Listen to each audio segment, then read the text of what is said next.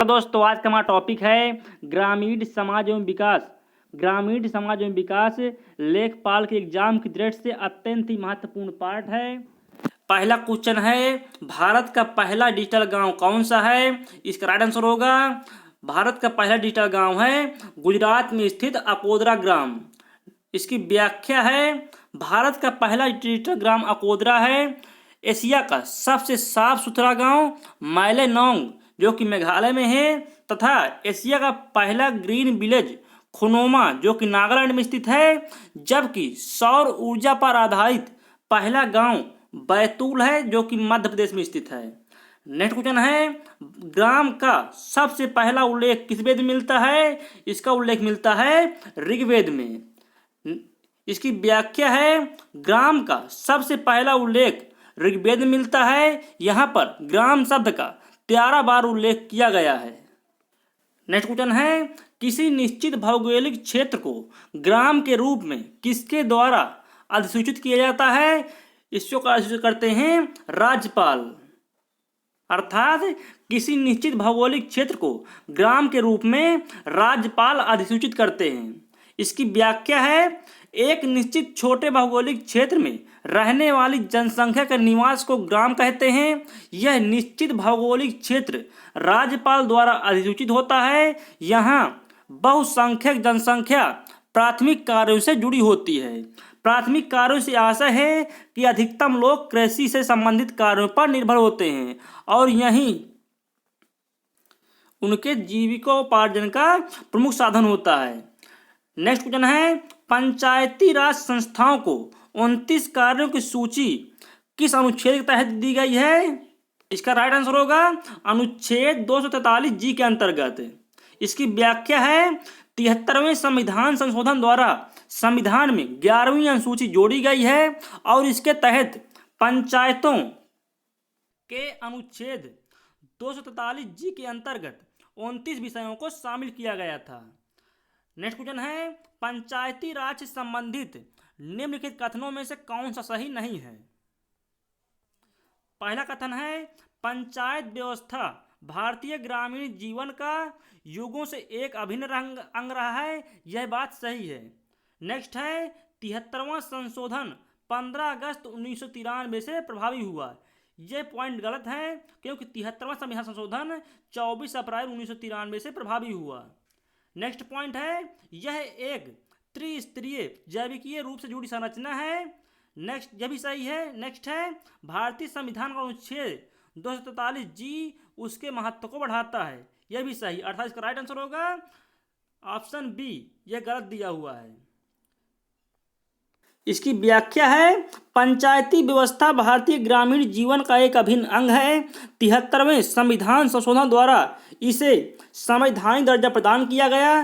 73वां संविधान संशोधन 24 अप्रैल 1993 से प्रभाव में आया था। इसीलिए 24 अप्रैल को पंचायती राज दिवस मनाया जाता है।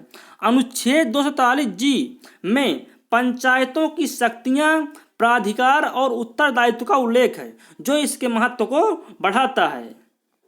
नेक्स्ट क्वेश्चन है, संविधान के 73वें संविधान संशोधन अधिनियम 1992 के अंतर्गत पंचायती राज व्यवस्था निम्न में से किस पर लागू नहीं होगी? इसका राइट आंसर होगा ऑप्शन ए, नागालैंड, मेघालय, मिजोरम पर पंचायती राज व्यवस्था लागू नहीं होगी। इसकी व्याख्या है, नागालैंड, मेघालय एवं मिजोरम के अतिरिक्त संपूर्ण भारतवर्ष में विभिन्न स्वरूपों में स्थानीय सरकार कार्यरत है। भारत में पंचायती राज का वर्तमान स्वरूप संविधान के 73वें संशोधन पर आधारित है। राजस्थान पहला राज्य है जहां पर सर्वप्रथम पंचायती राज व्यवस्था की स्थापना की गई थी। नेक्स्ट है, निम्नलिखित में से कौन सी एल.एम. सिंघवी समिति की सिफारिश है? पहला पॉइंट है, गांव के एक समूह के लिए न्याय पंचायतें बनाई जानी चाहिए। नेक्स्ट पॉइंट है, पंचायती राज संस्थाओं के लिए संवैधानिक मान्यता दी जानी चाहिए। नेक्स्ट पॉइंट है, ग्राम पंचायतों के लिए अधिक वित्तीय संसाधन हो। ये तीनों पॉइंट सही हैं। अर्थात राइट आंसर होगा ऑप्शन डी, ये सभी। अब देखते हैं इसकी व्याख्या। एल.एम. सिंघवी समिति की प्रमुख सिफारिशें निम्न हैं। पहली सिफारिश है गांवों के एक समूह के लिए न्याय पंचायतें बनाई जानी चाहिए। नेक्स्ट पॉइंट है पंचायती राज संस्थाओं के लिए संवैधानिक मान्यता हो। नेक्स्ट पॉइंट है ग्राम पंचायतों के लिए अधिक वित्तीय संसाधन हो। अगला क्वेश्चन है पंचायती राज प्रणाली किस सूची में है? पंचायती राज प्रणाली राज्य सूची का विषय है। इसकी व्याख्या है स्थानीय शासन के विषय को संविधान की 7वीं अनुसूची में राज्य सूची में दर्शाया गया है। इसे ग्रामीण विकास का दायित्व सौंपा गया है। भारत में पंचायती राज शब्द का अभिप्राय ग्रामीण स्थानीय स्वशासन पद्धति से है। यह भारत के सभी राज्यों में जमीनी स्तर पर लोकतंत्र के निर्माण हेतु राज्य विधानसभाओं द्वारा स्थापित किया गया है। नेक्स्ट क्वेश्चन है पंचायती राज व्यवस्था से निम्न में से कौन सी समिति संबंधित नहीं है? यह समिति है संथालन समिति, अशोक मेहता समिति, जी.वी.के. राव समिति, बी.आर. मेहता समिति। ये तीनों समिति पंचायती राज व्यवस्था संबंधित है, जबकि संथानम समिति इससे संबंधित नहीं है। इसलिए राइट आंसर होगा ऑप्शन सी संथानम समिति। इसकी व्याख्या है संथानम समिति भ्रष्टाचार विरोधी समिति थी, अतः संथानम समिति पंचायती राज व्यवस्था से संबंध नहीं है, जबकि अन्य समितियों का संबंध पंचायती राज व्यवस्था से है। नेक्स्ट क्वेश्चन है सामुदायिक विकास कार्यक्रम को सफल करने के लिए और उसमें जन भागीदारी को बढ़ाने के लिए ग्रामोद्धार समिति का गठन किस वर्ष किया गया था? इसे गठन किया गया था 1957 में, अर्थात ग्रामोद्धार समिति का गठन 1957 में किया गया था। अब देखते हैं इसकी व्याख्या।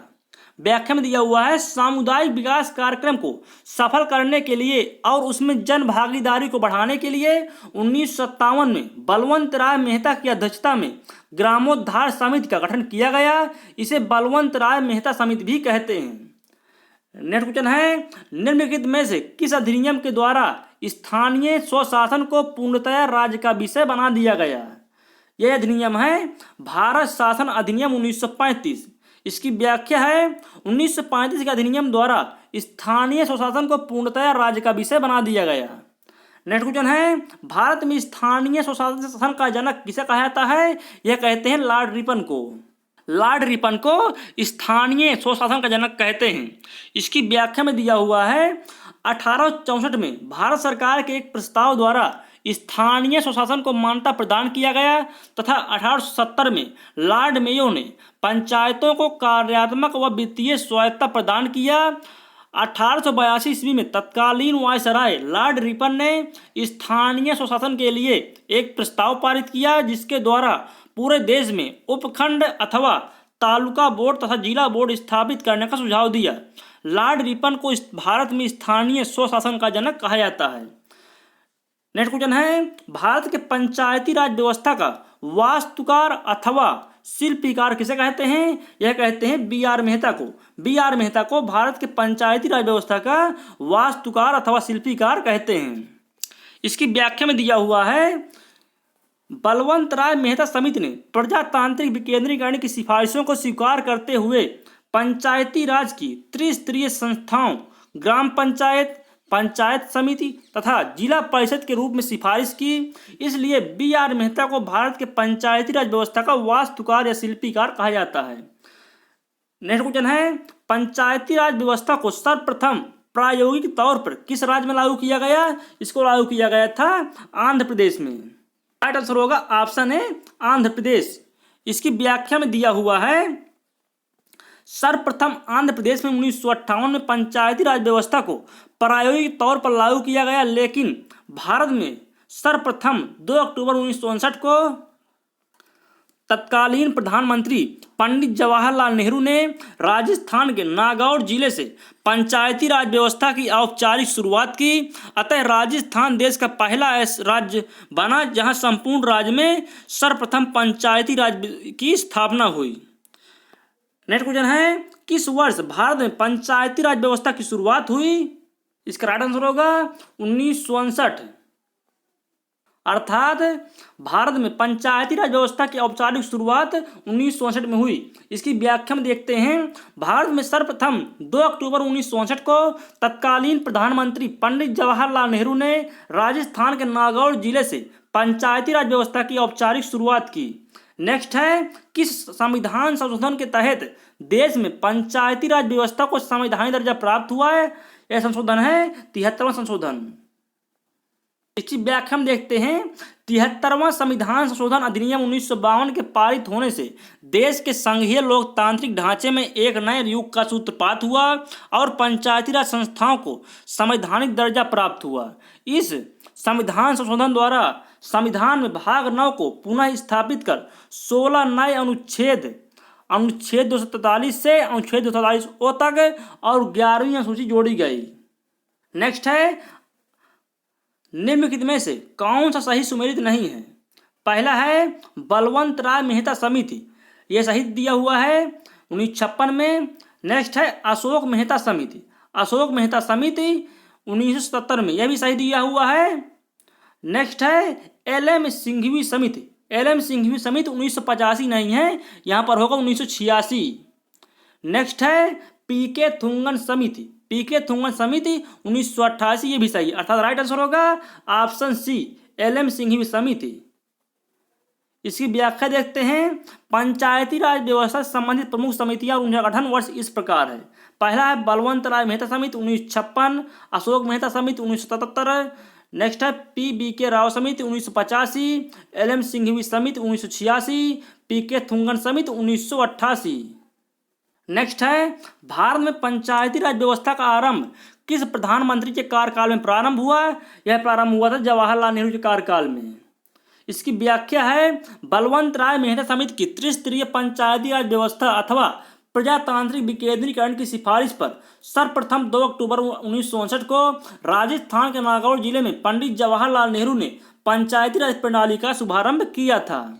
नेक्स्ट है किस समिति ने पंचायती राज व्यवस्था से संबंधित द्विस्तरीय अर्थात जिला परिषद व मंडल पंचायत व्यवस्था का सुझाव दिया था? यह सुझाव दिया था अशोक मेहता समिति ने।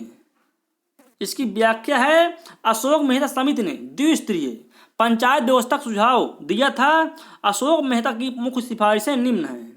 पहली सिफारिश है पंचायती राज का ढांचा त्रिस्तरीय के स्थान पर द्विस्तरीय होना चाहिए, पहली जिला स्तर पर और दूसरी मंडल स्तर पर। सेकंड सिफारिश है जिला परिषदों का गठन प्रत्यक्ष निर्वाचन के आधार पर होना चाहिए। जिले की समस्त विकास परक गतिविधियां जिनका संचालन अब तक राज्य द्वारा किया जाता रहा है, जिला परिषद द्वारा किया जाना चाहिए।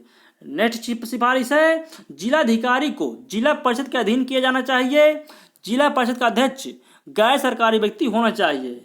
नेक्स्ट है जिला परिषद व मंडल पंचायतों को पर्याप्त संसाधन हस्तांतरित किए जाने चाहिए।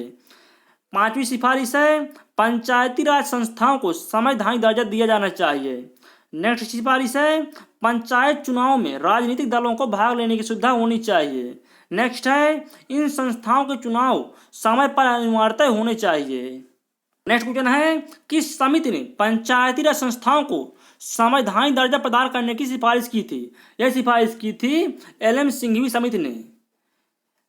इसकी व्याख्या है एल.एम. सिंघवी व पी.के. थुंगन समिति ने पंचायती राज संस्थाओं को संवैधानिक दर्जा प्रदान करने की सिफारिश किया था। नेक्स्ट क्वेश्चन है भू सर्वेक्षण में भूमापन में प्रयुक्त किए जाने वाले जरीब की मानक लंबाई क्या होती है? जरीब की मानक लंबाई होती है 66 फीट या 22 गज। इसकी व्याख्या है जरीब लंबाई मापने की इकाई है। यह एक जंजीर नुमा यंत्र होता है। इसकी मानक लंबाई 66 फीट या 22 गज या 4 लट्ठे होती है। यह कड़ियों में बटी होती है। यह लोहे अथवा स्टील की बनी होती है जिसमें अलग अलग माप के टुकड़े होते हैं। दोस्तों हम आशा करते हैं कि आपको हमारा वीडियो पसंद आया होगा।